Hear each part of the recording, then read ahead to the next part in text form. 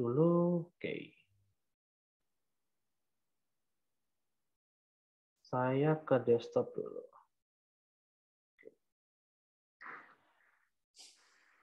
Oke, saya nampilkan PDF. Kelihatan teman-teman ya? Kelihatan, Pak. Oke, Kelihatan, siap. Pak. Oke, sebelum saya masuk ke contoh soal, saya sampaikan dulu di awal sedikit mengenai konsep dari line balancing. Jadi ini ada sebuah paper ya yang membahas mengenai line balancing. Ya sekarang saya remind sedikit ke teman-teman. Jadi kalau teman-teman mau mencari update mengenai apa yang kita bahas selama perkuliahan gitu ya, saya anjurkan teman-teman untuk cari-cari di paper gitu ya, bukan buku iya tetap gitu ya. Cuma buku itu kan sifatnya konsep yang apa ya, yang dari dulu modelnya begitu gitu. Nah, tapi kalau teman-teman mau update terhadap konsep line balancing sekarang gimana atau konsep visual stream mapping sekarang gimana, saya anjurkan teman-teman nyari di paper atau artikel gitu ya. Search aja di Google banyak gitu. Saya sih apa ya, menyarankan atau merekomendasikan paling nggak nyari yang di Google Scholar lah. Di situ banyak kok mengenai update-update yang bahasa Indonesia juga gitu ya. Yang bahasa Indonesia mengenai apa-apa yang kita bahas di perkuliahan. Tidak hanya di APK ya, tapi teman-teman silakan update sendiri. Kemudian, nah kita mulai dari konsep line balancing. Oke, coba kita baca pelan-pelan ya. Keseimbangan lintasan atau line balancing adalah suatu metode penugasan sejumlah pekerjaan ke dalam stasiun kerja yang saling berkaitan dalam satu lintasan produksi, sehingga terdapat kesamaan waktu penyelesaian stasiun pada setiap stasiun kerja. Oke, kita breakdown satu-satu ya dari definisinya ya. Jadi kita akan menugaskan sejumlah pekerjaan. Nah, jadi kalau misalnya teman-teman kemarin anggapannya ngerakit Tamiya ya di modul pertama. Nah, merakit Tamiya itu kan teman-teman mengerjakan beberapa elemen pekerjaan ya. Contohnya, teman-teman masang ban ke besinya, besi asnya ya. Nah, teman-teman melakukan assembly di situ. Oke, teman-teman melakukan assembly di situ, kemudian setelah selesai di assembly, kemudian di-assemblikan lagi ke kasisnya, gitu ya. Jadi kan sebenarnya di situ teman-teman melakukan beberapa elemen kerja. Kemudian setelah dipasang ke sasisnya, kemudian teman-teman masang dinamonya, gitu ya, masang dinamo. Kemudian setelah masang dinamo, teman-teman baru terakhir pasang bodinya misal. Jadi kalau yang dari saya sebutkan sebelumnya, at least ada 4 elemen pekerjaan yang teman-teman lakukan. Pertama, masang ban ke asnya, gitu ya. Kemudian di-assembly ke bodinya atau chassisnya. Kemudian pasang dinamo, terakhir pasang bodinya. Nah, kalau kita bicara perakitan atau assembly gitu ya, realitanya di lapangan atau di industri, biasanya assembly itu dibagi department by department. Jadi bisa jadi ada bagian assembly ban sendiri. Nanti ada orang bagian masang dinamo atau mesin di mobilnya itu sendiri. Jadi mobilnya yang akan berjalan di konveyornya gitu ya. Nah gitu. Nah jadi ada tahap by tahap gitu ya, tahap per tahap di mana elemen pekerjaan itu dilakukan oleh berbeda orang atau berbeda departemen. Nah, kalau di industri itu biasanya kita menyebutnya adalah workstation. Jadi ada workstation 1 misal adalah dia pemasangan roda, pemasangan ban di asnya, kemudian pindah ke workstation kedua, dia menyambungkan bagian ban dengan kasisnya, pindah ke workstation 3, dia bagian pemasangan mesin, dan begitu pun seterusnya. Gitu ya. Nah, sehingga di sini adalah suatu metode penugasan sejumlah pekerjaan ke dalam stasiun kerja. Nah, sehingga yang menjadi bagian kita, seorang teknik industri, adalah menentukan elemen kerja mana yang harus dimasukkan ke workstation mana, gitu ya. Nah, itu yang menjadi tugas kita. Karena workstation 1 itu tidak hanya cuma menghandle satu elemen kerja saja. Gitu. Jadi kalau kita bicara industri, satu stasiun kerja atau satu workstation gitu ya, dia seharusnya menghandle beberapa elemen kerja. Apakah cuma pakai satu mesin, Pak? Tidak. Mesinnya kan dia sebagai membantu ya, membantu pekerjaan kita. Sehingga mesinnya dia tugasnya ya membantu bagaimana pekerjaan tersebut selesai di dalam satu workstation tersebut. Nah, sehingga ketika kita membicarakan atau bicara mengenai line balancing, maka tugas kita adalah meng-assign gitu ya, atau memetakan pekerjaan atau elemen kerja mana yang masuk ke workstation mana. Gitu ya. Kemudian lanjut, yang saling berkaitan dalam satu lintasan produksi. Jadi seperti tadi yang saya bilang ya, mobilnya berjalan terus tuh di conveyor atau di automated line-nya gitu. Ya, sehingga terdapat kesamaan waktu penyelesaian stasiun pada setiap stasiun kerja. Nah, harapannya apa? Harapannya, misal ada 4 workstation gitu ya, harapannya keempat workstation tersebut dapat menyelesaikan pekerjaannya di waktu yang sama. Harapannya apa? Harapannya ketika mereka bisa menyelesaikan pekerjaan atau elemen pekerjaan tersebut di waktu yang sama, terakhir tinggal assembly aja, cepat, gitu ya. Nah, harapannya seperti itu. Oke, sehingga kalau kita bicara line balancing, maka tugas pokok kita adalah mengassign, gitu ya, mengassign pekerjaan atau elemen pekerjaan ke dalam workstation, dan kita upayakan supaya workstation-nya bisa selesai dalam waktu yang sama, ya, terdapat kesamaan waktu penyelesaian. Tapi realitanya apakah bisa, Pak? Ya, realitanya susah, gitu ya. Pasti plus minus lah. Ada yang selesai duluan, ada yang selesai belakangan, tapi harapannya jedanya tidak terlalu lama, ya. Nah, nanti itu yang akan menjadi fokus kita di line balancing. Oke. Lanjut, kita ke kalimat kedua. Apabila penugasan masing-masing pekerjaan dalam stasiun kerja menghasilkan waktu stasiun yang hampir sama, maka dapat dikatakan telah tercapai keseimbangan sempurna dan aliran produksi pasti lancar, gitu ya. Nah, kesempurnaan hanya milik Tuhan yang Maha Esa, gitu ya. Jadi kita hanya bisa mengupayakan, oke, supaya waktu penyelesaiannya hampir sama, ya. Pengelompokan tugas-tugas yang akan menghasilkan keseimbangan lintasan produksi memberikan informasi tentang kinerja waktu dari tugas tersebut, ya. Jadi kalau kita mau melakukan line balancing, maka kita perlu tahu waktu untuk menyelesaikan suatu pekerjaan, ya. Kemudian kebutuhan-kebutuhan pendahuluan yang menentukan urutan-urutan yang fleksibel. Jadi kalau kita bicara runtutan pekerjaan atau kemarin teman-teman melihat Tamiya gitu ya, maka kan kita nggak bisa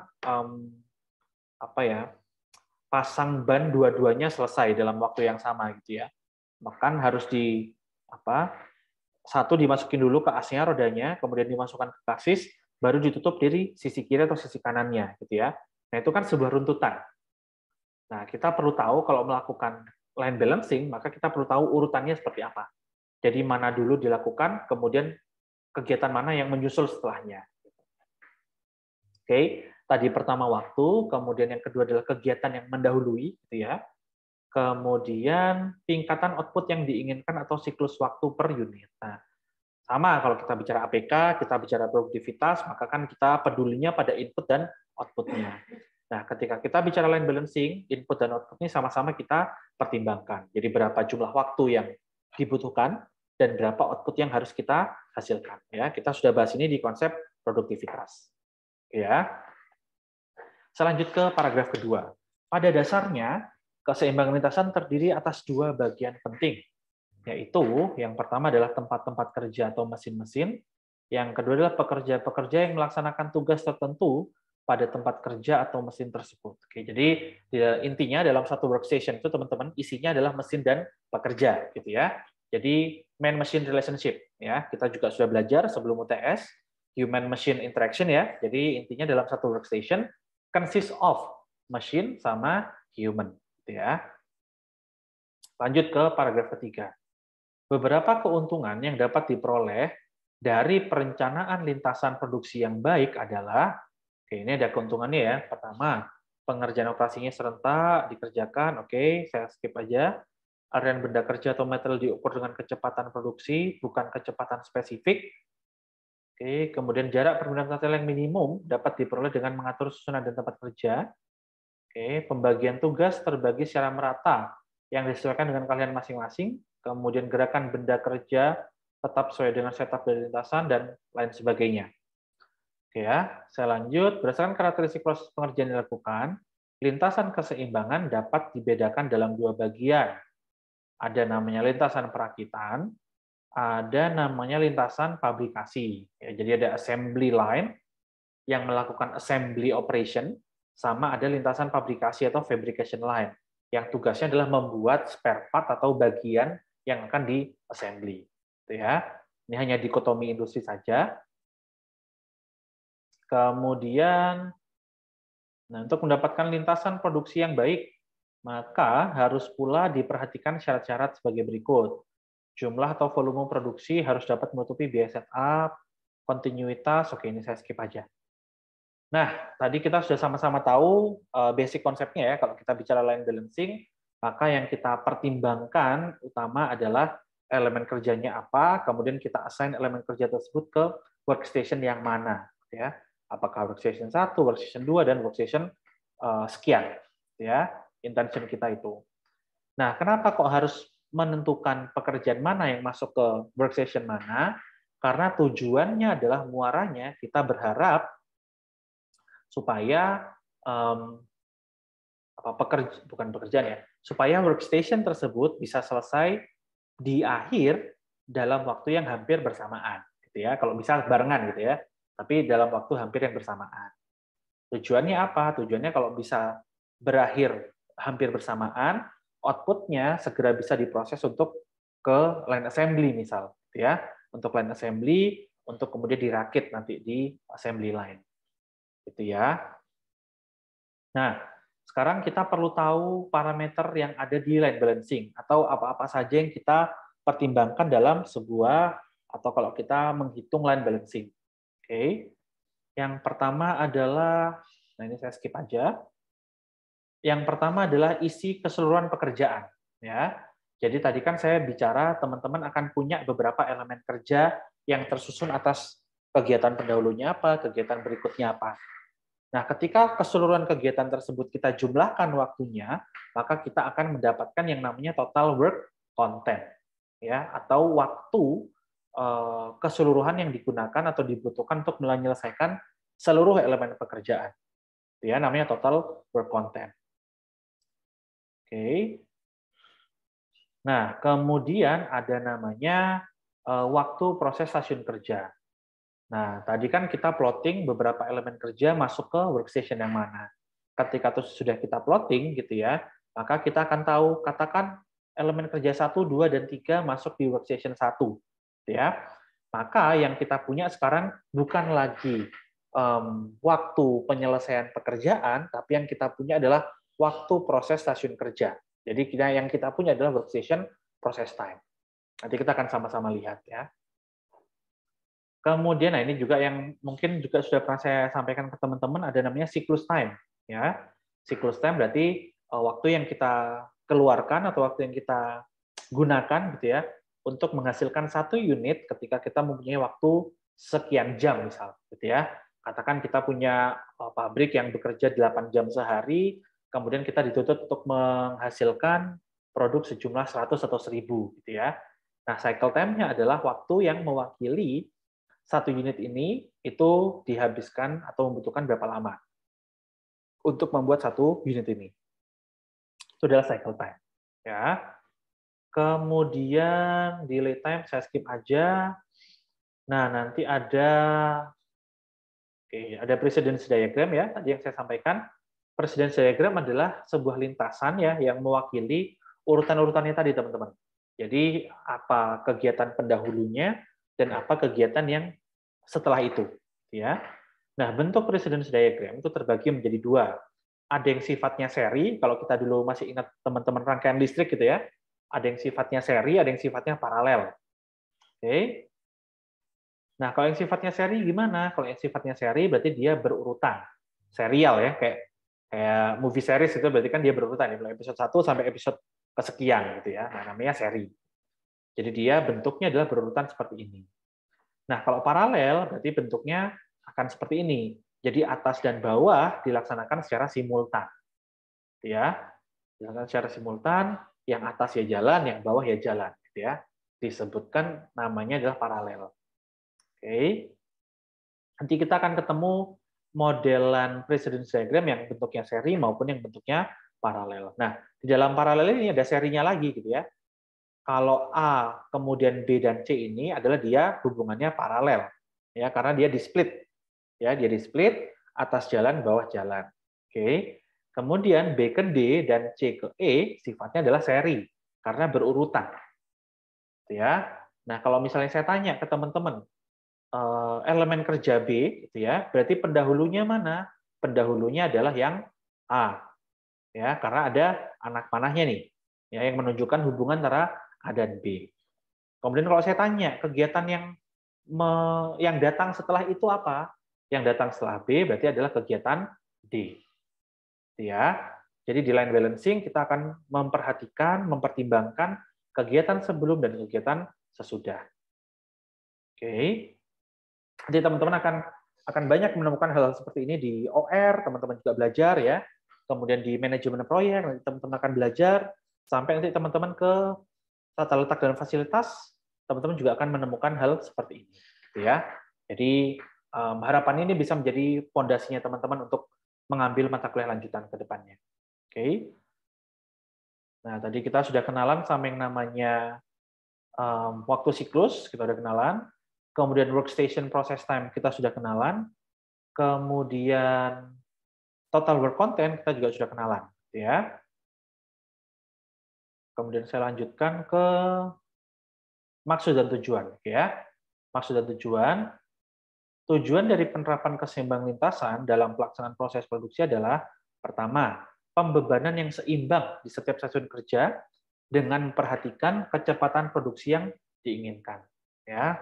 Supaya tadi itu workstation-nya agar bisa selesai bersamaan, maka kan kita perlu petakan gitu ya, supaya nggak ada stasiun kerja yang lama banget, ada stasiun kerja yang cepat banget gitu. Nah, ya, sehingga harus kita seimbangkan work content di dalam workstation tersebut, gitu ya.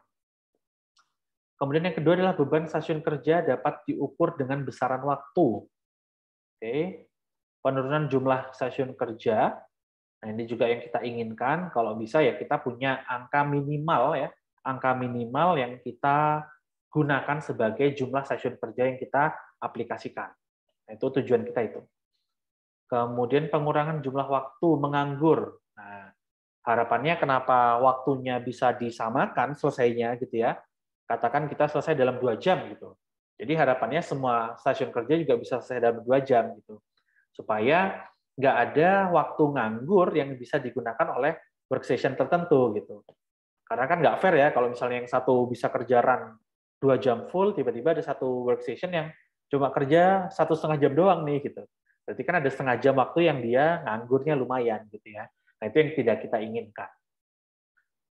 Nah karena kalau kita bicara 8 ways ya, yang kemarin saya sampaikan ke teman-teman, maka kan waiting itu kan termasuk waste ya, sehingga kita harus mengeliminasi dan meminimalisir adanya waste. Kemudian pengurangan jumlah waktu ini sudah. Yang kelima adalah sedangkan maksud dari penerapan keseimbangan adalah untuk memperoleh efisiensi kerja yang tinggi dan mencapai target produksi sesuai dengan rencana produksi. Nah, gimana kita bisa menyatakan bahwa lini keseimbangan kita sudah bagus atau belum? Nanti di akhir setelah teman-teman menghitung setiap lini line balancing dari sebuah lini pabrikasi atau lini perakitan, nanti teman-teman akan menghitung yang namanya line balancing efisiensi sama sama smoothing index-nya. Ya, jadi ada line balancing efisiensi sama smoothing index-nya. Nah, dua parameter ini yang kita gunakan untuk menjustifikasi bahwa apakah line balancing yang kita aplikasikan sudah baik atau belum. Gitu ya. Nah, oke Pak, saya sudah nangkep nih basic-nya line balancing itu seperti apa, kemudian maksud dan tujuannya apa, kemudian parameter-parameter yang harus diperhatikan apa. Sekarang ada metode apa Pak yang bisa saya gunakan gitu ya untuk melakukan atau menghitung keseimbangan lintasan. Oke, nah yang akan saya ajarkan ke teman-teman ada 2 jenis ya. Yang pertama adalah RPW singkatannya atau rank positional weight ya. Ini yang akan saya ajarkan ke teman-teman. Kemudian yang kedua adalah largest candidate rule ya. Jadi singkatannya adalah LCR sama WPR atau LCR sama WPR ya. Jadi dua tools ini atau dua metode ini yang paling sering digunakan untuk kita menghitung atau menganalisa sebuah lini perakitan maupun lini fabrikasi. Ya. Oke, konsepnya dulu sampai sini. Ada yang mau ditanyakan, guys?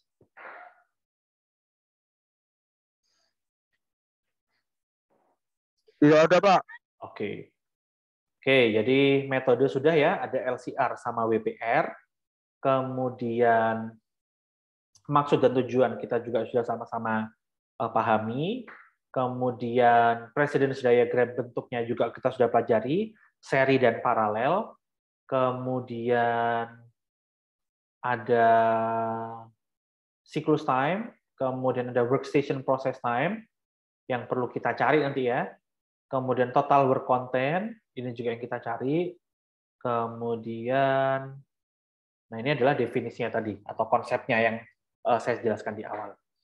Oke, sekarang kita masuk ke contoh soal. Saya stop share dulu. Saya pindah ke Excel-nya. Oke, sudah terlihat ya Excel saya?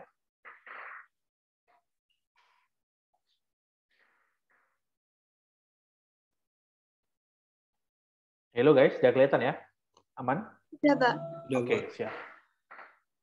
Nah, pertama saya akan sampaikan dulu initial workflows-nya.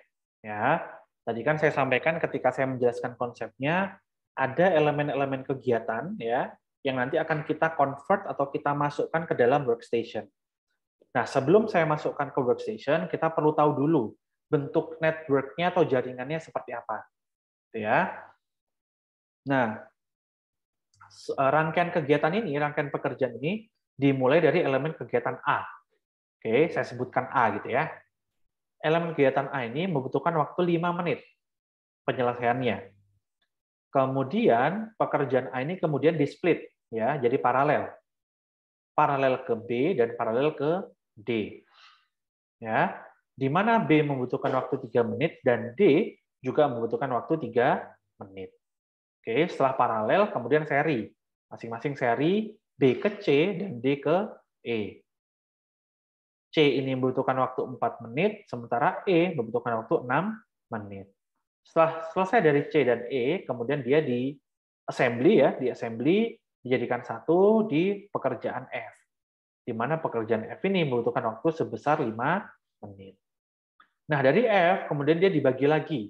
Ada ke arah G, I, dan J. Ya, di mana G-nya membutuhkan waktu 2 menit, I-nya 1 menit, J-nya 4 menit. Oke, setelah itu G-nya ke H, I-nya langsung ke L, ya, J-nya ke K.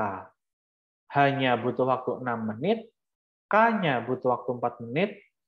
Oke, kemudian nanti dijadikan satu ya, hasil dari proses I, proses H dan proses K dijadikan satu ke proses L, di mana proses L membutuhkan waktu sebesar 7 menit.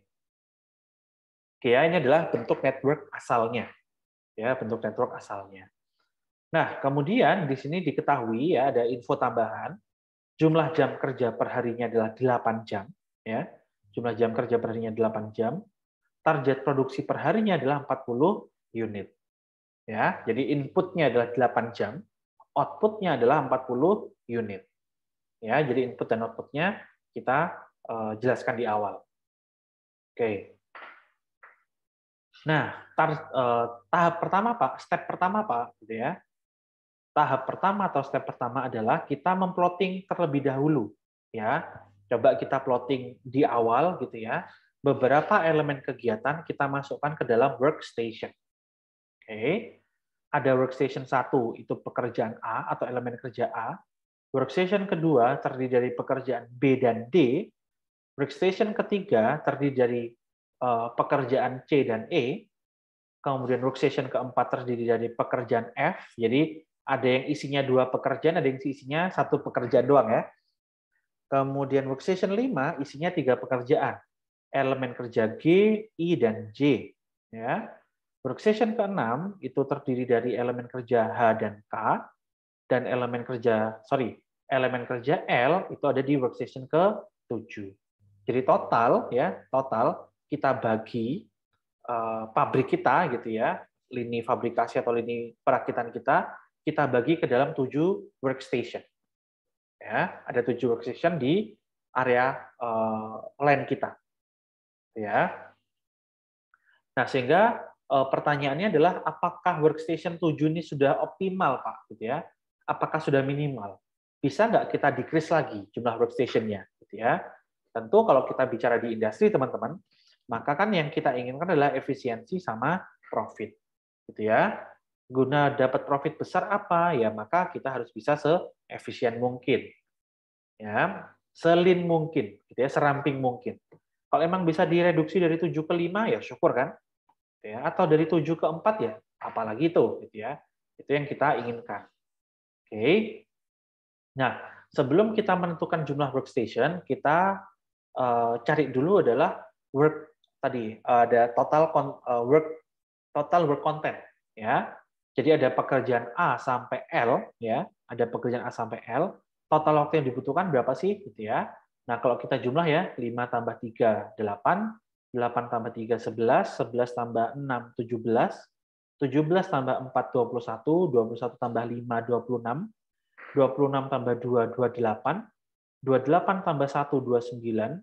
29 tambah 4 berarti 33. 33 tambah 4 adalah berapa? 37. 37 tambah 6, 43. 43 tambah 7 sama dengan 50. Jadi total work content waktunya adalah 50 menit. Oke. So ini adalah step pertama. Kalau kita pakai metode LCR atau Largest Candidate Rules. Oke, step keduanya gimana, Pak? Step keduanya adalah kita menentukan cycle time sama jumlah stasiun kerja minimal. Ya, tadi kan kita sepakat kita pengen seramping mungkin, gitu ya. Maka kita tentukan jumlah stasiun kerja minimalnya ada berapa. Oke. Nah, untuk penghitung cycle time itu adalah menggunakan rumus waktu produksi yang tersedia per hari dibagi jumlah produksi hariannya. Oke. Tadi di awal diketahui ya, jumlah jam kerja per harinya adalah 8 jam. Ya, 8 jam, maka kita konversi. Kenapa kok kita perlu konversi? Karena network yang kita tahu kan satuannya menit. Ya, seperti yang saya ajarkan sebelum UTS, kalau kita menghitung sesuatu, samakan dulu satuannya. Kalau emang menit ya pakai menit semua. Kalau mau jam pakai jam semua, gitu ya. Daripada kita konversi ada berapa elemen nih? Ada 11 elemen itu kita konversi ke jam, ya mending kan yang cuma satu ini aja yang kita konversi ke menit, gitu ya. Sehingga kita konversi ke menit, 8 kali 60 adalah 480, dibagi dengan 40. 40 adalah jumlah produksi hariannya. Ya, jadi 480 dibagi 40 sama dengan siklusnya ya, cycle time-nya per workstation ya, per workstation harusnya adalah 12 menit per unit. Ya.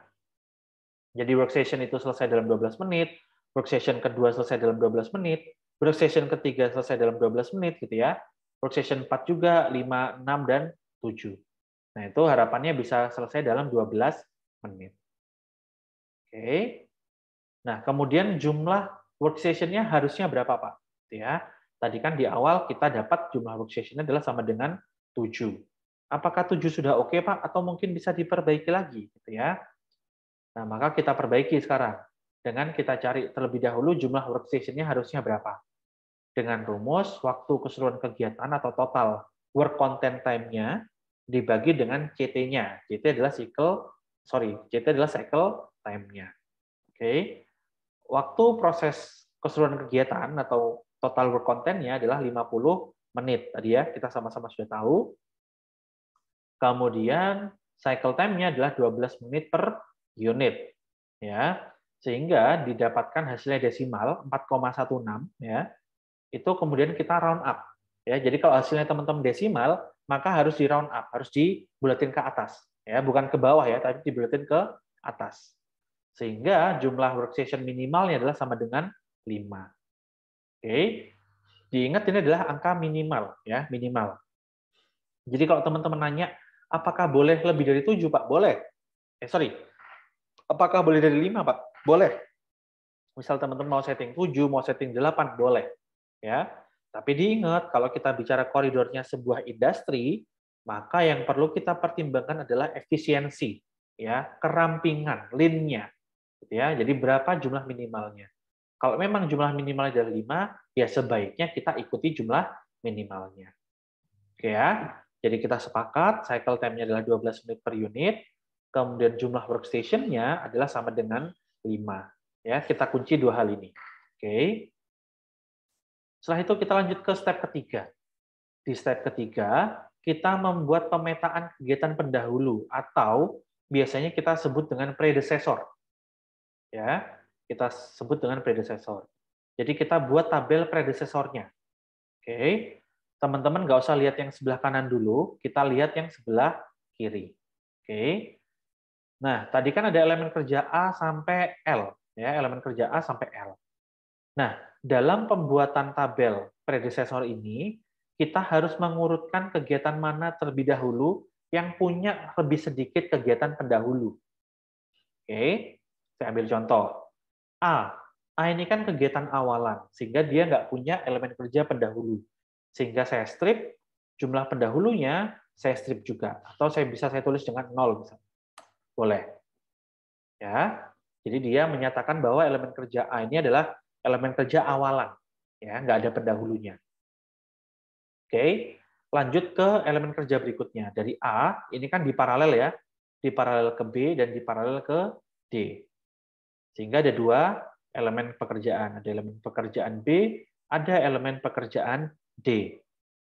Di mana keduanya sama-sama didahului oleh pekerjaan A terlebih dahulu.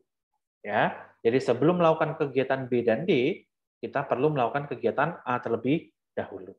Ya, karena pendahulunya cuma satu, maka kita tulis berarti jumlah pendahulunya satu, sementara yang D jumlah pendahulunya juga satu. Oke, kita cek lagi di network-nya. Ada nggak pekerjaan yang elemen pendahulunya jumlahnya satu? Ada lagi nggak? Ya. Nah, kalau kita lihat dari sini kan nggak ada, ya, cuma B dan D saja.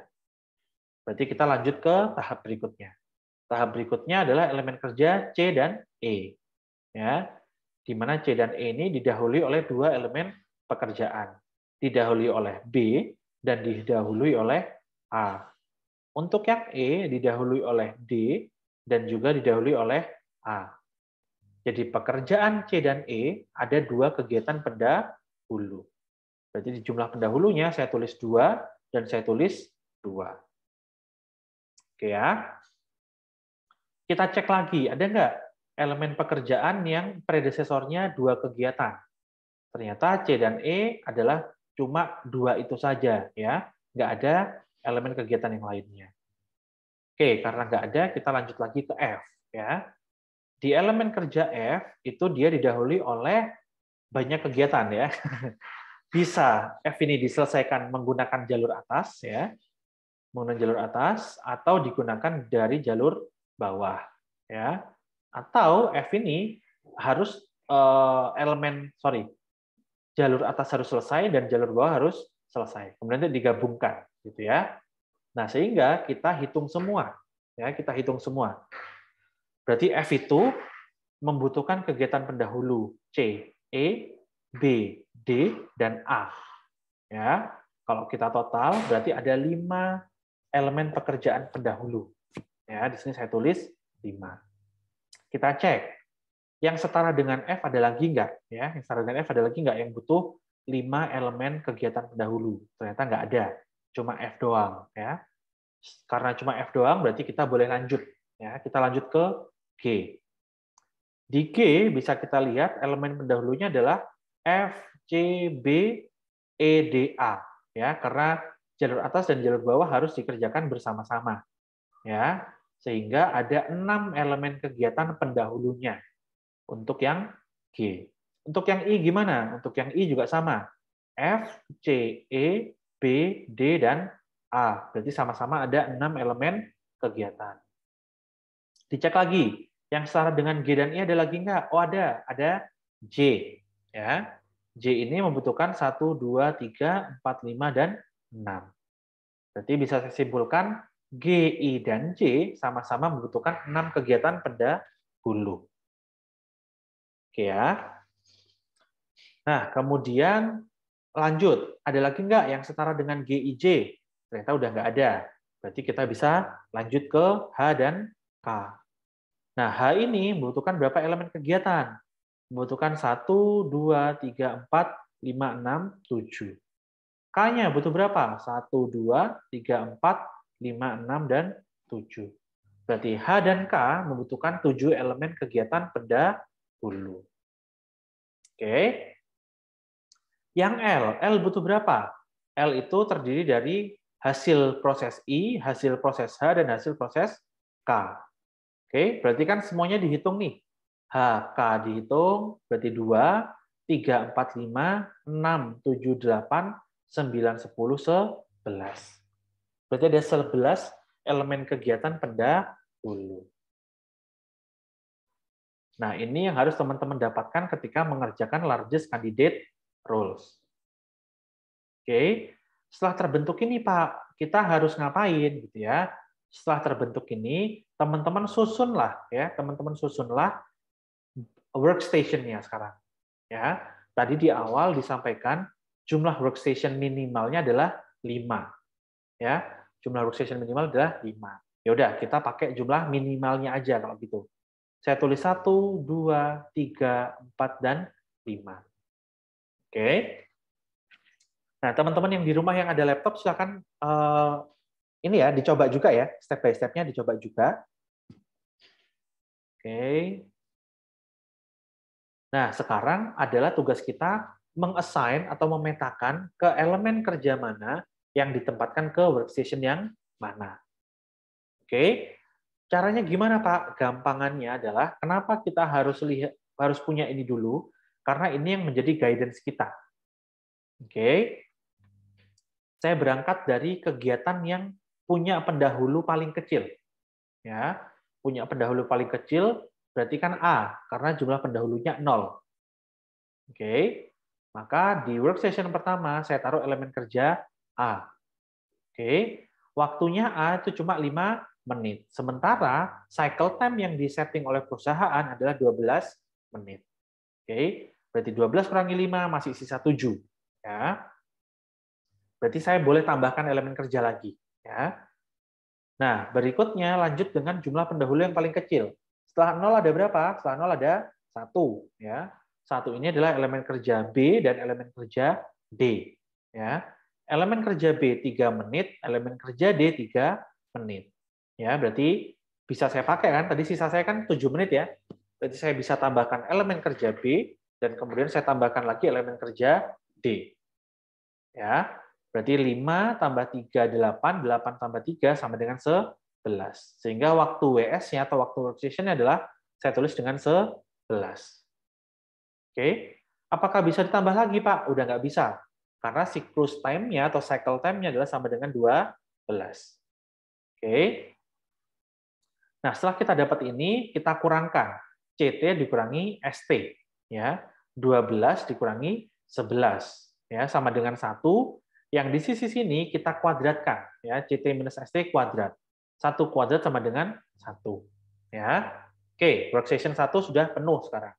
Kita lanjut ke workstation kedua. Workstation kedua berarti kan mulai elemen kerja C dan E. Ya, karena tadi kan A, B, dan D sudah. Ya. Saya tambahkan C dan E misal ke dalamnya. Oke. C-nya 4 menit, E-nya 6 menit. Berarti jumlah dari keduanya adalah 10 menit.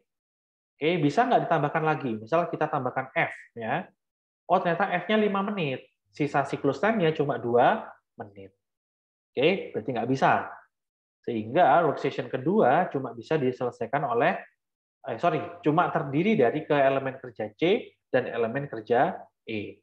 Ya, di mana workstation time-nya adalah 10, siklus time-nya adalah 12. CT minus ST sama dengan, ini CT bukan ST ya. WST ini ya. CT dikurangi WST sama dengan 12 dikurangi 10 sama dengan 2. Kemudian CT minus WST kuadrat ini ya.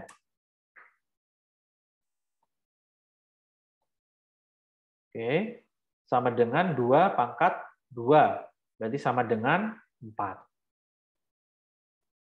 Ya. Saya lanjut. Berarti C dan E sudah, BD sudah, A sudah. Berarti kita sekarang di posisi F. Ya. Sama, workstation 3 juga punya waktu 12 menit. Kemudian kita isi ya, F-nya 5 menit, berarti 12 kurangi 5, sama dengan 7. 7 kurangi 2, ya. G-nya saya tambahkan ya, 7 kurangi 2, berarti sisa 5. Kemudian I-nya saya masukkan, 1 menit ya, berarti 5 kurangi 1, 4. Kemudian J-nya saya masukkan juga, berarti J-nya 4 menit, 4 kurangi 4 sama dengan 0. Nah, berarti karena udah 0, ya udah nggak bisa ditambahkan apa-apa lagi. Ya, karena dia sudah 0. Berarti workstation ketiga terdiri dari 4 elemen kerja, F, G, I, dan J. Oke, 12 kurangi 12 sama dengan 0. 0 pangkat 2 ya 0. Ya. Oke, workstation ketiga sudah. Berarti sisa 2 workstation lagi, workstation 4 dan workstation 5. Oke, saya lanjutkan. Berarti F, G, I, J sudah. Sekarang berarti sisa elemen pekerjaan sejumlah 3 saja. Berarti workstation 4 saya tambahkan elemen kerja H misal. Ya, hanya 6 menit, berarti 12 kurangi 6 sama dengan 6. Kemudian K-nya saya masukkan juga. 6 dikurangi 4 berarti sisa 2 menit. L-nya coba saya masukkan juga. Ternyata nggak bisa, karena L-nya adalah sama dengan 7 menit. Sementara sisa waktu kita adalah 2 menit. Ya. Berarti workstation 4 isinya cuma 2 elemen kerja saja. Elemen kerja H dan elemen kerja K. Ya. Berarti 6 tambah 4 sama dengan 10. Cycle time-nya 12. 12 kurangi 2 sama dengan 2. 2 pangkat 2 sama dengan 4. Oke. Kemudian yang L. Ya, tinggal yang terakhir, berarti workstation 5 diisi oleh 1 elemen kerja saja. Karena memang cuma sisa 1 kan, L doang. Jadi 12 dikurangi 7 sama dengan 5.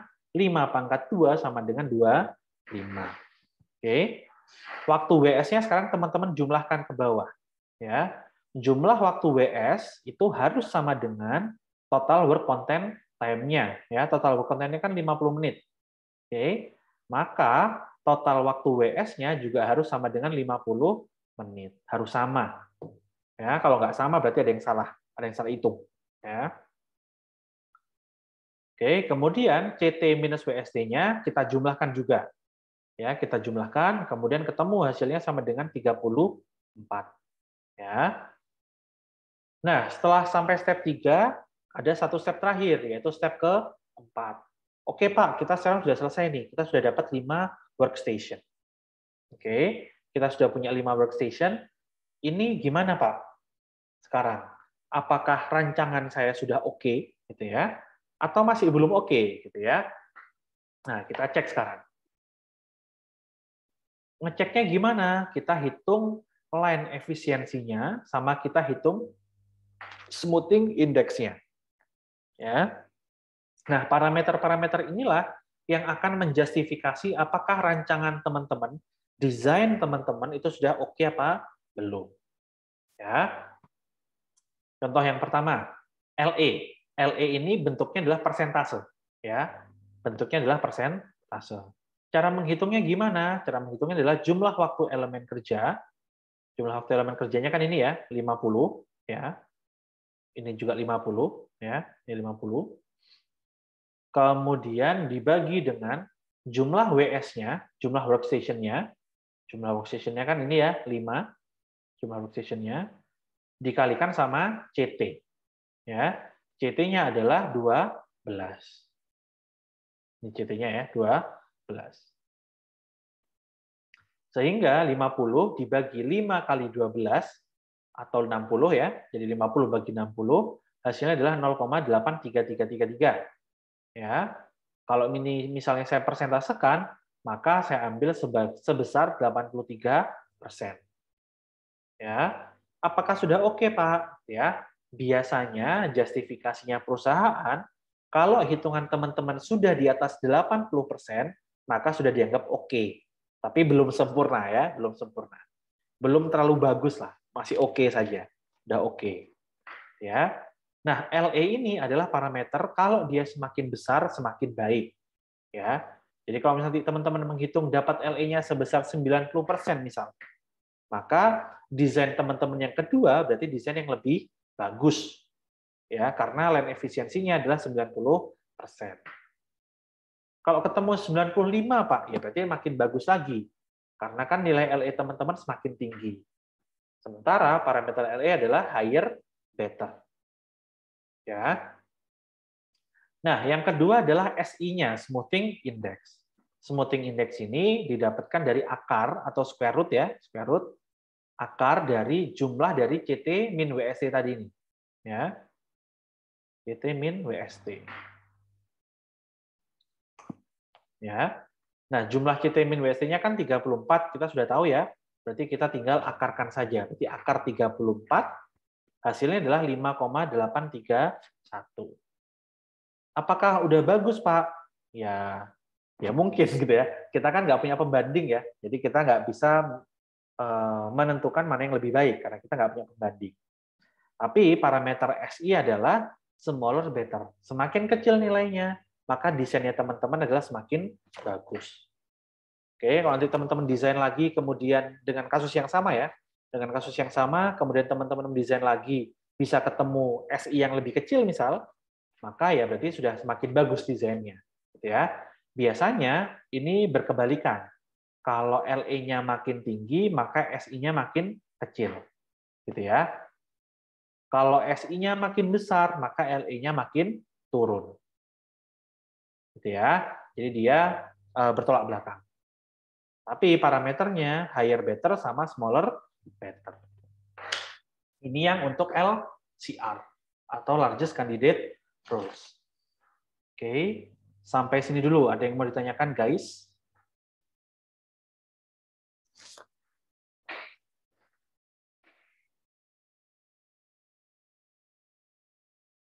Wah, pada diem nih. Mudah-mudahan nggak bubuk semua ya. Oke, kalau nggak ada, berarti saya lanjutkan ke metode kedua. Ya, ini metode pertama, lebih simpel ya, metode pertama. Nah, sekarang kita ke metode kedua. Oke, Pak, kalau misal di ujian nanti ada jawaban dari kami itu ada yang lebih tinggi, apakah itu pasti jawaban benar untuk LE-nya? Bisa jadi, bisa jadi. Ada dua kemungkinan ya. Kalau nggak jawabannya benar atau salah ngitung, gitu. Kemungkinannya cuma dua itu. Oke. Tapi biasanya indikasinya kalau LE-nya makin besar, berarti desainnya makin bagus. Gitu. Untuk benar salah biarlah urusan yang di atas, gitu ya. Tapi teman-teman nanti silakan cari yang desainnya menghasilkan LE paling tinggi. Hati-hati ya ngitungnya ya, karena LE terpengaruh dengan waktu WS-nya, workstation time-nya. Ya, kalau teman-teman salah ngitung di sini, maka kan nggak dapat 50 gitu. Ya, atau nanti bisa jadi teman-teman salah ngitung ketemunya 51 atau 55 gitu ya. Itu kenapa ketika saya ngajarkan ke teman-teman, saya pakai Excel. Ya, nggak saya pindah ke PPT. Biar aja pakai Excel gitu, biar tahu fungsinya ya. Nah, kan saya pakai sum gitu ya. WS-nya teman-teman juga boleh. Kalau mau pakai sum juga boleh. Misal ABD, berarti A-nya 0, mana ya? Ini ya, A-nya 5 ya. A-nya 5 tambah berapa? B-nya 3, D-nya 3. Biar nggak salah hitung gitu ya. Boleh. Jadi lebih baik di function aja. Pak, apakah Excelnya boleh di-share? Ya, nanti saya share Excelnya. Tapi harus diperhatikan dulu ya, karena kalau nggak memahami penjelasan saya ya pasti akan bingung nanti baca tabel Excelnya ya. Oke, sudah selesai LCR, saya pindah ke metode yang kedua. Metode Rank Positional Weight atau RPW atau RPW. Nah, di metode RPW saya coba pakai case yang sedikit berbeda. Ya, kalau tadi kan bentuk network-nya seperti ini, ya, bentuk network-nya seperti ini. Kalau yang di RPW saya ganti network-nya modelnya seperti ini. Ya, elemen kerjanya lebih sedikit, cuma sampai I. Kalau tadi kan sampai L ya. Cuma ini ada sedikit variasi di network-nya. Ya, agak sedikit perlu diperhatikan. Oke. Nah, bentuknya seperti ini. Network-nya, initial workflows-nya seperti ini. A, B, kemudian C-nya di bawah ya. A, B, C, D, E-nya di tengah, D, E, F, kemudian G, H, I. Dari F, G, H, I ya. Jadi I adalah muaranya. Nah, menitannya di sini bisa teman-teman lihat ada 58, 63, 27, 35, 26, 61, 34, 124 menit. Ini lama banget ya, 2 jam. Kemudian yang I 62 menit. Oke, bentuknya seperti ini. Kemudian diketahui data awalnya, jumlah jam kerja per harinya adalah 8 jam. Sama seperti sebelumnya ya. Cuma ada perbedaan di sini. Jumlah hari kerjanya diketahui sebanyak 1 tahun. Oke, kalau tadi nggak diketahui hari kerjanya. Kemudian target produksi per tahunnya, ya, output-nya per tahunnya adalah sebesar 4.000 unit. Oke. Nah, langkah pertama gimana Pak? Langkah pertama, ini kok udah step 2 aja ya. Saya ganti step 1. Step pertama, maka teman-teman tentukan dulu cycle time ya, cycle time-nya sama jumlah stasiun kerja minimal, sama seperti LCR tadi ya. Nah, di cycle time kita lihat dulu berarti waktu produksi yang tersedia per hari per jumlah produksi hariannya. Nah, ini bisa nggak usah per hari ya. Ini bisa langsung per menit aja. Karena kan kita kan nggak ngitung per harinya ya. Berarti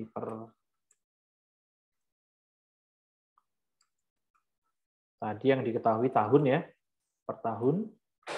Kemudian jumlah produksi tahunan.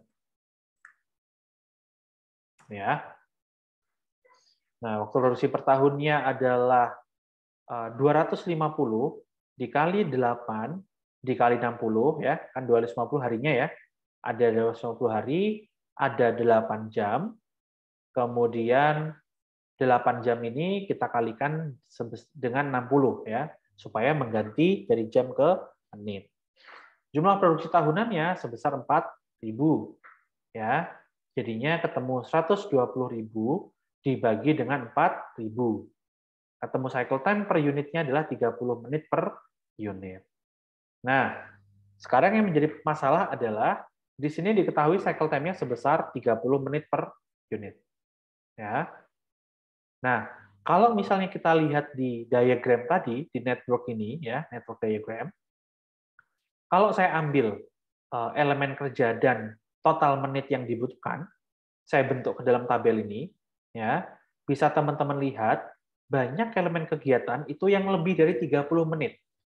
Ya, yang lebih dari 30 menit. Contohnya apa? Operasi A, hampir 60 menit, hampir 2 kalinya. Operasi B, sudah di atas 2 kalinya, ya, lebih dari 2 kalinya.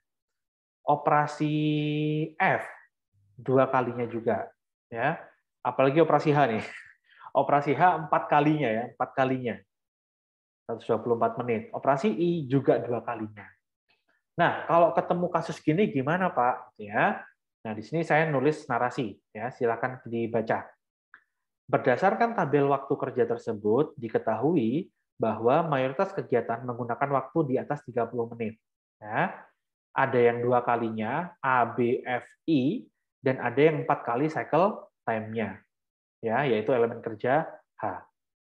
Oke. Sehingga apa yang perlu dilakukan? Gitu ya, apa yang perlu dilakukan? Karena asumsinya 30 menit ini adalah satu mesin dan satu operator gitu ya, atau misalnya nggak pakai mesin, misal operator saja gitu ya.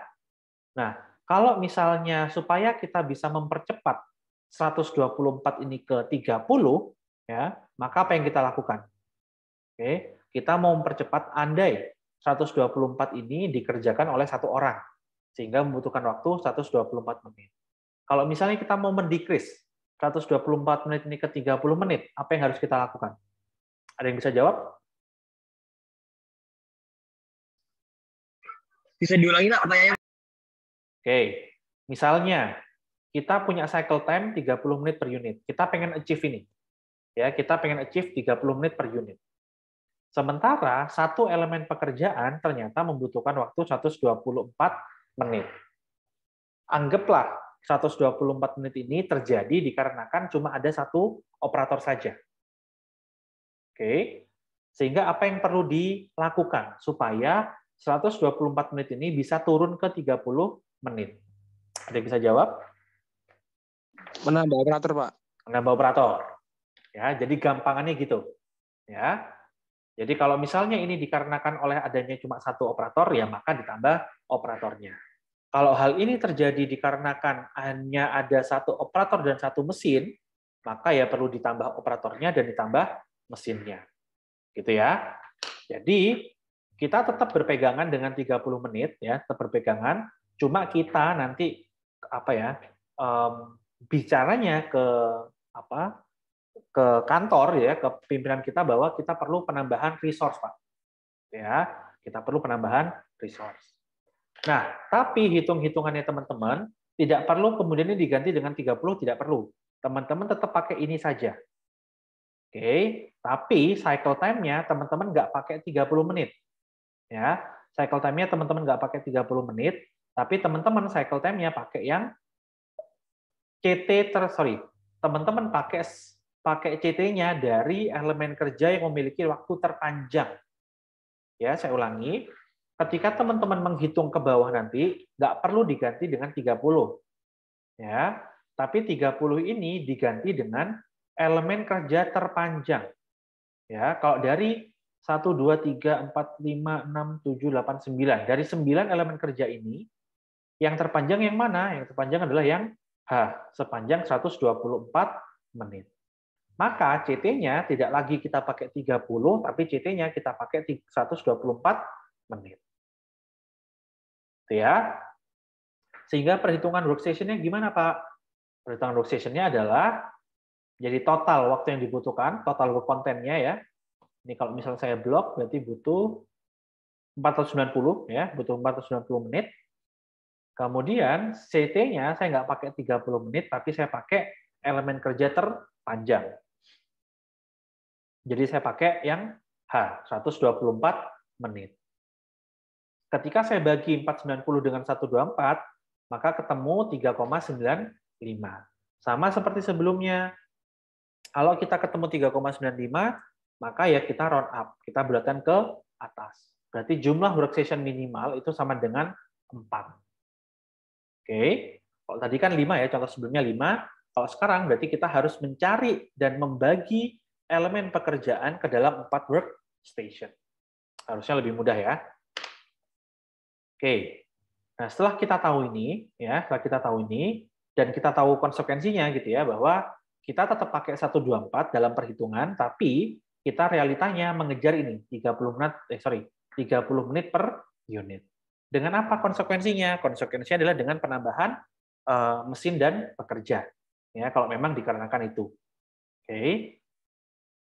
Tapi untuk pembagian workstation-nya, kita tetap hitung dari total waktu kegiatan dibagi dengan elemen kerja terpanjang. Oke ya. Tadi step 1 ya. Ini berarti step kedua.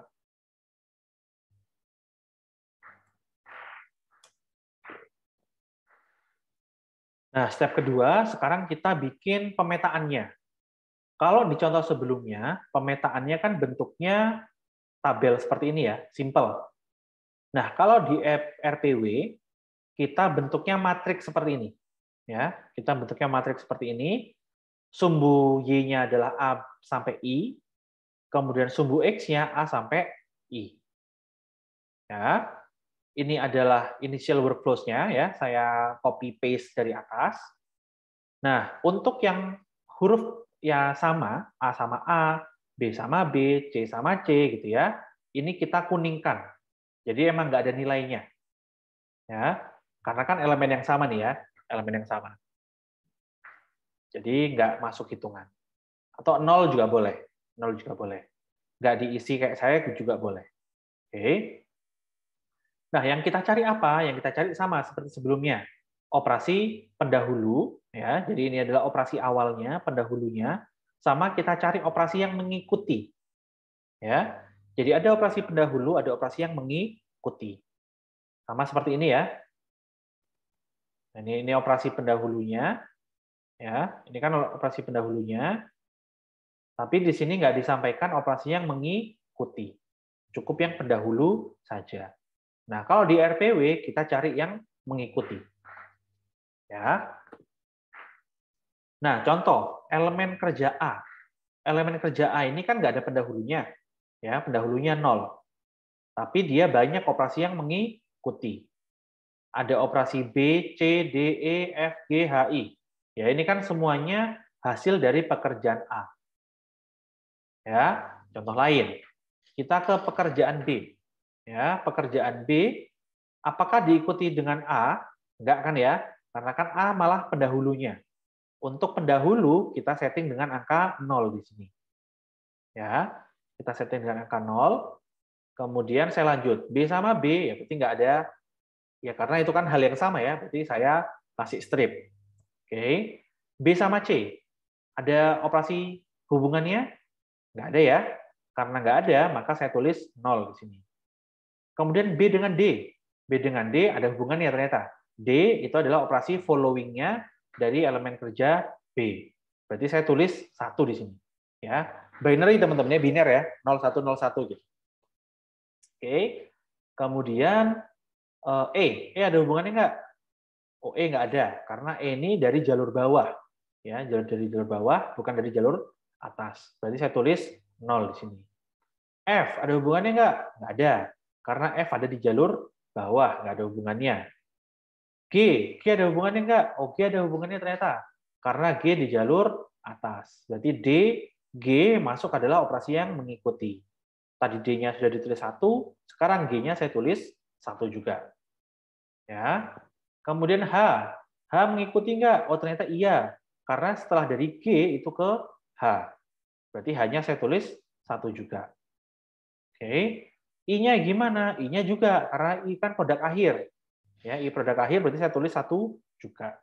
Jadi D, G, H, I ini adalah lininya atau jalurnya item pekerjaan B. Ya, jalurnya. Oke, jadi 0, 1, 0, 0, 1, 1, 1. Nah, begitu pun seterusnya. Ya, saya kasih contoh lagi, yang C ya, terakhir ya. C. C ke A ada hubungan nggak? Oh, ada hubungan, tapi pendahulu, bukan mengikuti. Ya, sehingga saya tulis 0. C dan B ada hubungan nggak? Oh, nggak ada hubungan. Berarti saya tulis 0 juga. Ya. C dengan C ada hubungan nggak? Ya kan dirinya sendiri ya. Berarti saya tulis strip. Kemudian C dengan D ada hubungan nggak? C dengan D nggak ada hubungan, beda jalur ya. Berarti saya tulis 0. C dengan E ada hubungan nggak? Oh, ada hubungan ternyata.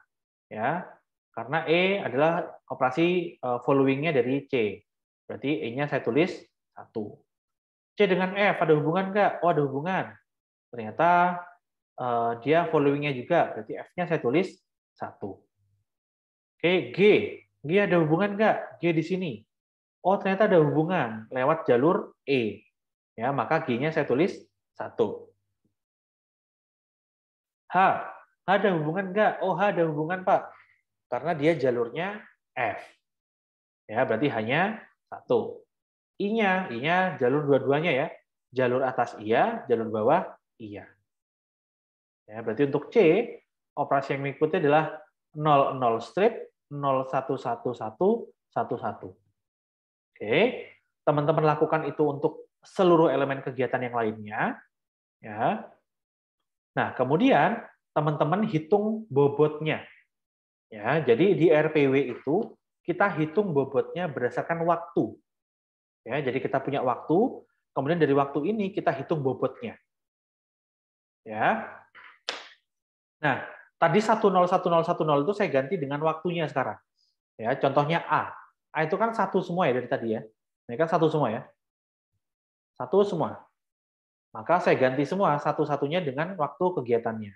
Nah, di tabel sebelah sini saya sudah sediakan waktunya ya. Berarti untuk B karena 1 ya berarti 63. C karena 1 berarti 27. D karena 1 35. I karena 1 juga 62.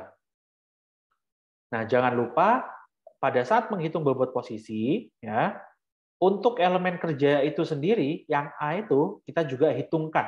Jangan lupa. Jadi B sampai I ini dihitung, kemudian dihitung dengan waktu dia sendiri. Waktu dia sendiri adalah 58. Ketemunya adalah 490. Oke. Lanjut. Untuk yang B. B tadi kan 0, 1, 0, 0, 1, 1, 1. Ya, berarti 0, D-nya 1, kemudian 0, 0, kemudian 1, 1, 1. Ya. Ketika dijumlahkan, jangan lupa ditambahkan dengan dia sendiri. Ya, B-nya adalah 63. Oke, ketemunya 318. Lanjut yang C. Ya, contoh terakhir, C, 011111. Ya, kosongnya cuma satu ya. Berarti kosongnya di sini 11111. Ya. Ketika dijumlahkan, jangan lupa dengan penambahan yang C, yaitu 27 menit. Ya. Nah, teman-teman hitung sampai ke bawah ya. Hitung sampai ke bawah. Kemudian kalau kita sudah tahu ini, kita lanjut step berikutnya. Ya. Step berikutnya, ini berarti step ketiga. Ya. Step ketiga, buatlah prioritas, ya, buatlah prioritas berdasarkan penghitungan bobot posisi. Ya, jadi hasil bobot posisi yang di sebelah sini saya copy, kemudian saya transpose, ya, saya buatkan ke bentuk mendatar, ya, saya transpose. Kemudian A, B, C, D, E-nya juga sama, saya transpose, saya taruh di atasnya.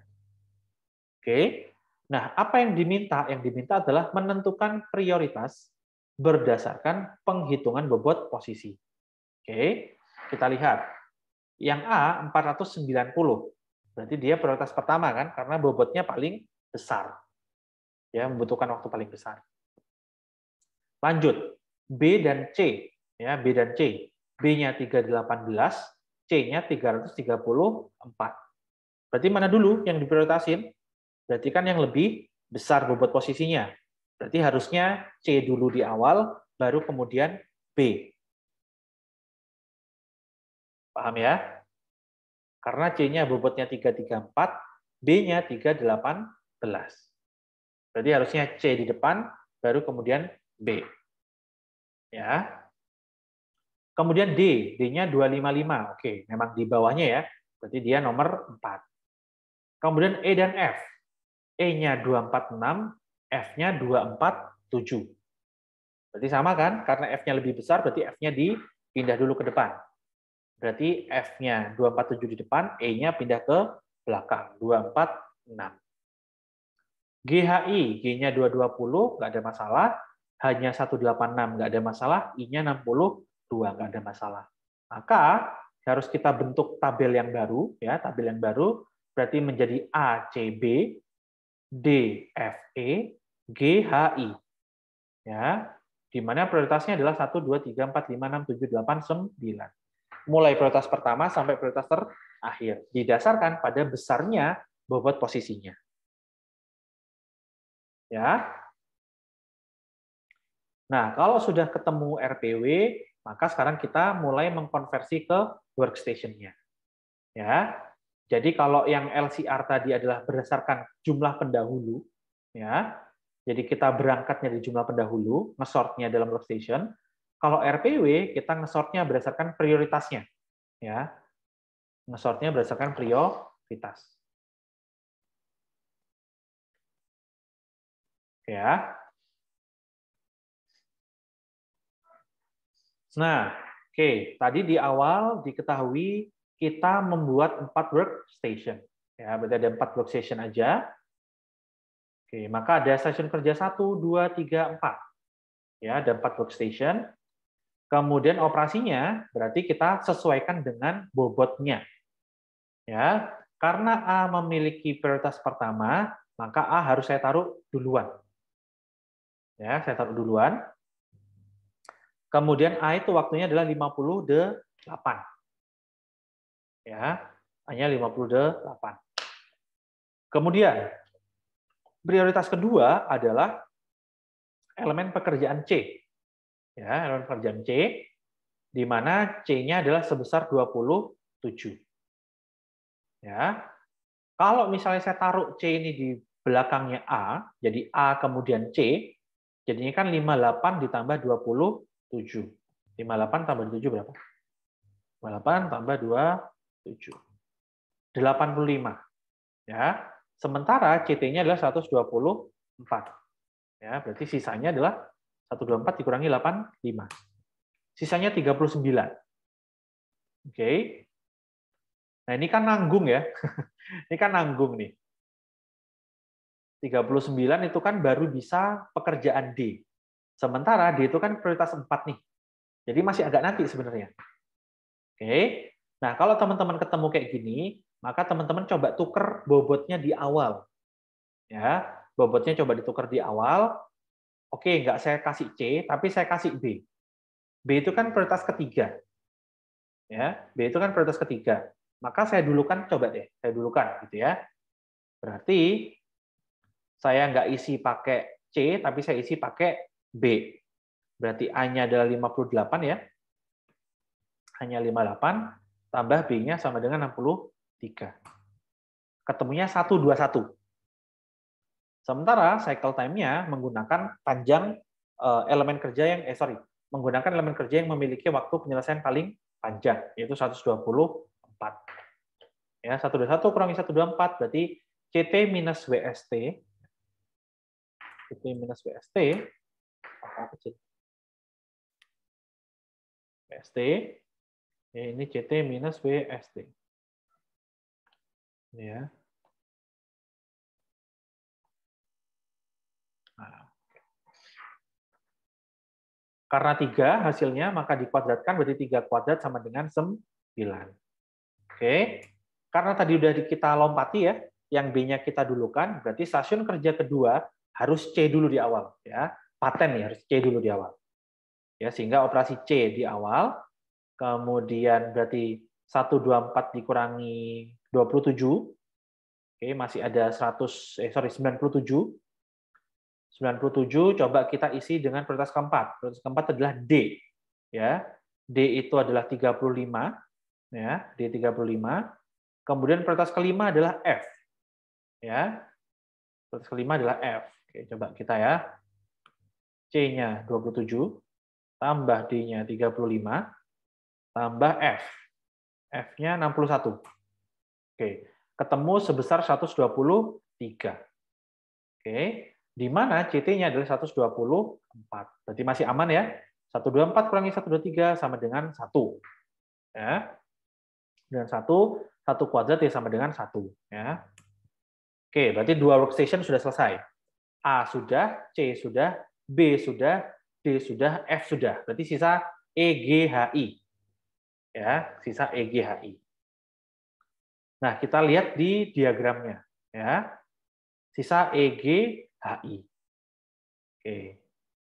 Kalau berdasarkan prioritas, berarti kan harusnya EGHI ya, berarti harusnya E dulu.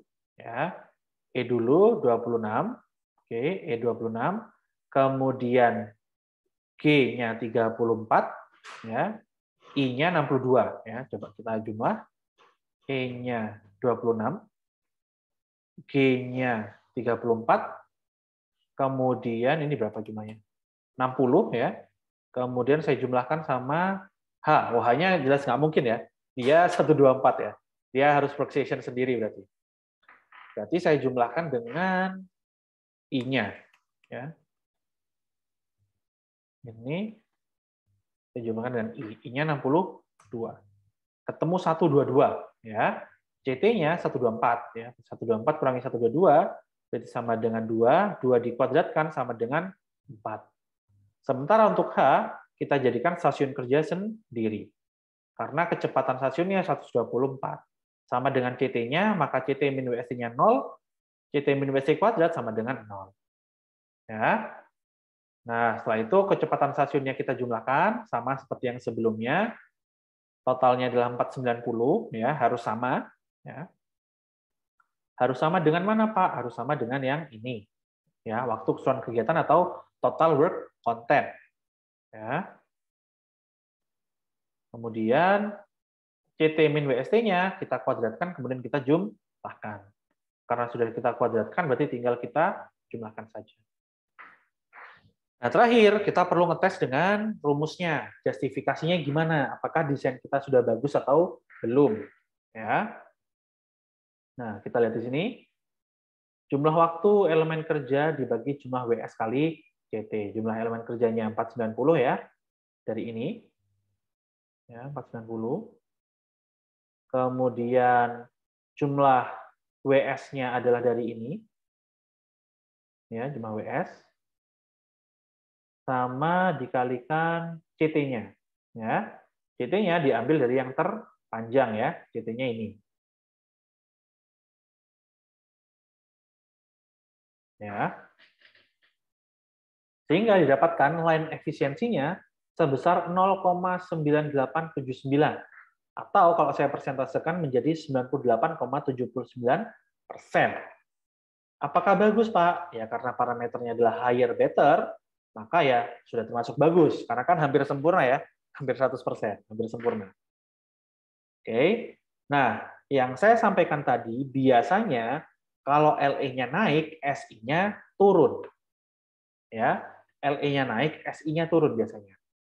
Nah, kita buktikan ya. CT min WST-nya adalah 14. Berarti akar dari 14 adalah 3,742. Ya, ternyata semakin kecil. Kalau yang sebelumnya kan SI-nya 5,8 ya. Nah, sekarang SI-nya ketemu 3,742. Ya, berarti desainnya lebih bagus lagi. Ya, karena kalau teman-teman masih ingat statistik ya, S itu kan adalah varians. Ya, S besar itu kan varians. Kalau sigma itu kan standar deviasi ya.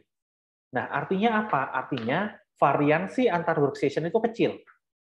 Jadi waktu penyelesaiannya hampir-hampir sama. Nah, itu kan yang kita inginkan ya kalau kita membicarakan line balancing. Nah, sehingga ini sudah merupakan hasil yang cukup ideal gitu ya. Di mana LE-nya hampir menyentuh 100%, SI-nya juga semakin kecil. Ya, dari yang sebelumnya kita hitung 5, sekarang 3,742. Berarti lebih baik gitu ya. Tapi kita belum coba kalau metode ini menggunakan metode LCR. Ya, kita belum coba. Nah, teman-teman kalau penasaran boleh dikerjakan ya. Dikerjakan ini menggunakan metode LCR. Boleh. Ya. Nah, sudah semua. Saya sampaikan dua metode yang saya janjikan di awal tadi, metode RPW sama LCR. Sebelum saya menutup perkuliahan, ada yang mau ditanyakan dulu, guys? Pak, apakah Excel ini di-share di e-learning, Pak? Ya, nanti saya share. Tadi Mas Taj juga udah nanya, Mas Taj. Nanti saya share di e-learning. Oh, baik, Pak. Terima kasih, Pak. Ya, Mas Devandro. Nah, makanya saya sampaikan di kelas dulu biar teman-teman paham flow-nya gimana gitu ya. Karena kalau saya share dulu, tapi teman-teman nggak dapat flow-nya gimana, nanti bingung memahami Excel-nya. Gitu ya. Ada lagi mungkin dari Mas Helmi, Mbak siapa? Kalau rekaman ya, Pak? Iya, nanti rekamannya saya share juga ya. Ini udah saya record kok. Iya, Pak. Siap. Makasih, Pak. Yuk, sama-sama Mas Pandro. Oke. Ada lagi dari teman-teman yang lain? Mas Uki, ada Mas Helmi, ada siapa nih yang saya kenal? Mbak Yesika, Mbak Tata, Mbak Betsy. Mbak Betsy lagi kuliah di mana nih? Dari truk apa dari mana nih?